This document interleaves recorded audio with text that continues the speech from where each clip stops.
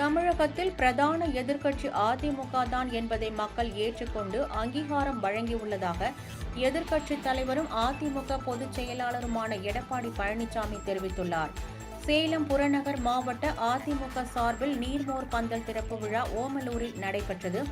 இந்த நிகழ்ச்சியில் அதிமுக பொதுச் செயலாளர் எடப்பாடி பழனிசாமி கலந்து கொண்டு நீர்மோர் பந்தலை திறந்து வைத்து பொதுமக்களுக்கு தர்பூசணி, நுங்கு, வெள்ளரிக்காய், இளநீர், கம்மங்கூழ், பழங்கள் மற்றும் மோரினை வழங்கினார்.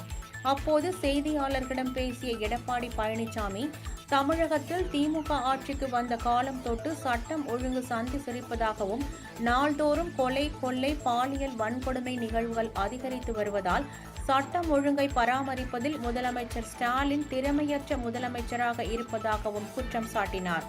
2026 சட்டப்பேரவை தேர்தலில் திமுகவிற்கும் தமிழக வெற்றிக் கழகத்திற்கும் தான் போட்டி என நடிகர் விஜய் பேசியுள்ளது குறித்து செய்தியாளர்களின் கேள்விக்கு பதிலளித்த அவர், தமிழகத்தில் பிரதான எதிர்க்கட்சி அதிமுக தான் என்பதை மக்களே ஏற்றுக்கொண்டு அங்கீகாரத்தை கொடுத்துள்ளதாக தெரிவித்தார். நாங்க பிரதான எதிர்க்கட்சின்னு நீங்க ஒத்துக்கிட்டீங்க, மக்கள் ஒத்துக்கிட்டாங்க, அதுக்காக மக்கள் அங்கீகாரமும் கொடுத்துருக்காங்க. இந்த கேள்வி அங்க கேளுங்க.